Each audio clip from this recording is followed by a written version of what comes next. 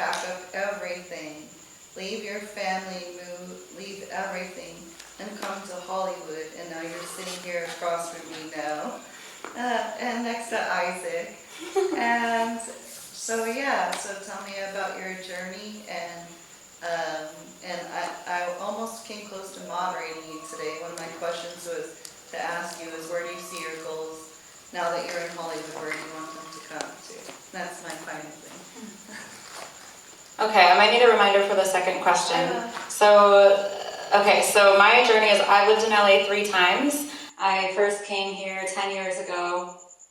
Yeah, literally, it was October of 2014. I came here for the first time. I had never been here before, like I never even visited, but I didn't really like living in Florida. I don't know about you. He's in Florida? He lived in Florida. We went to the same college, University of Central Florida. I've done a lot of things. I lived in Florida, Tennessee, Texas. Isaac's story what brought him here too to Hollywood. Came in first. Yeah, me first. I didn't really like living in Florida. That's where I grew up. So I tried all these different things. I moved to all different places, including New York City. But ultimately, I wanted to be an actress, and I assumed that LA must be the place to go. And I was actually trying to choose between LA and New York because I was born in New York, I have family in New York, so that one was more logical because I didn't have any family in LA. But I asked a few people for their advice, and they made it really simple. They said LA's film, New York is theater. And at the time, I didn't do theater. I'm actually, this is kind of cool. I'm about to be in my first play ever. So, no claps. So, thanks. So that's going to be in November, and so I'm playing a nurse in World War II, and it's going to be in Hollywood. So I had never done theater before, and I've been noticing a pattern. I didn't audition for that one either, just through referrals. So thank you to all my friends in my community, because all of my success, I think, besides my own drive, I think a lot of it has been because of people giving me opportunities. So thank you so much.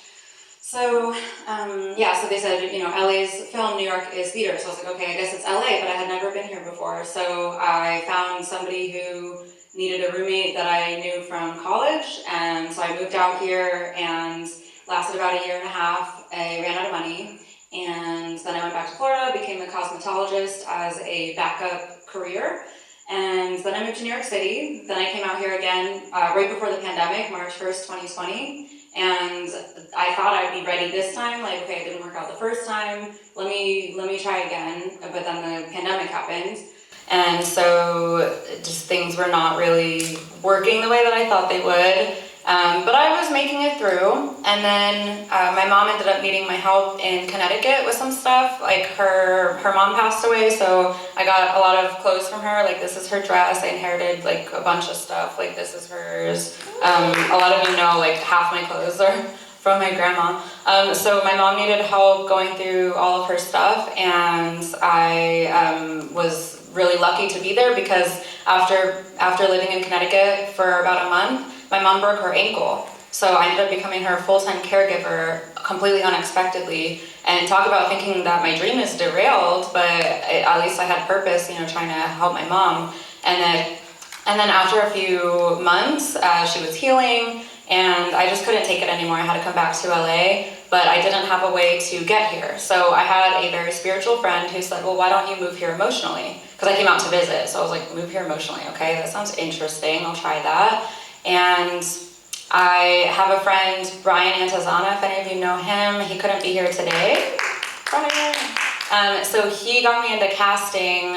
He knew that I was like interested in casting, and he asked his friend if he had any openings, and so they hired me as a casting director. That film didn't work out, but it made me realize how much I was interested in that. And then I had this other friend, Leal, so shout out to Leal, who also couldn't be here tonight.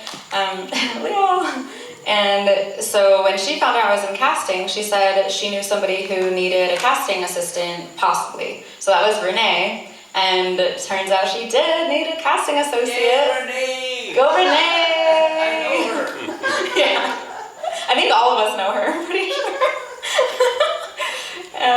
So yeah, so I'm super, super grateful for that because my whole life has changed from knowing Renee, and it was kind of like, in a way, not a miscommunication, but it was like, there was like a possibility that she'd hire me, and I was like, this is pretty much just all I needed to get back out to LA, so I told myself like, oh, this is a job in LA, I have to be to LA, or I have to be in LA, so then I moved back out here, and she never lets me forget that that was very brave, and then it was like during the strikes, so it was a rough year, but in the meantime, I got a divorce story.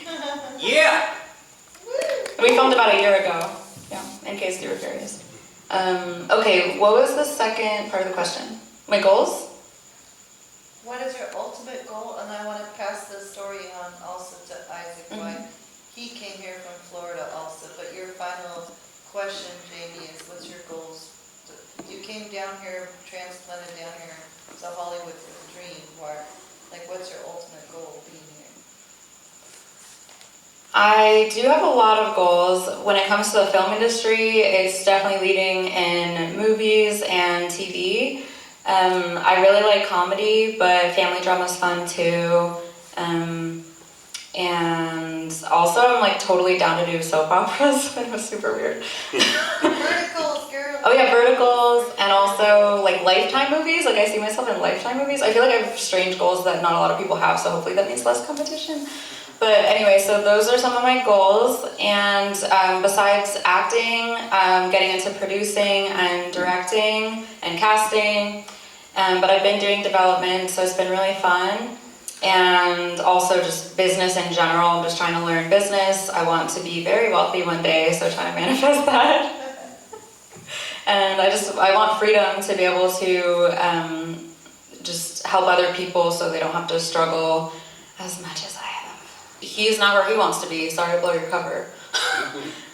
He has goals that he hasn't reached, and so he's had a lot of blessings, and I've had a lot of blessings. A lot of them are, like I said, because of you guys. So thank you so much for making my life so beautiful. And then there's still challenges. So no matter what you're going through, keep pursuing your dreams because it makes it worth it. So then when things are hard, you can just remember that that's only part of your life, and that there's always hope to get through that part, and just to keep going on the things that do bring you joy.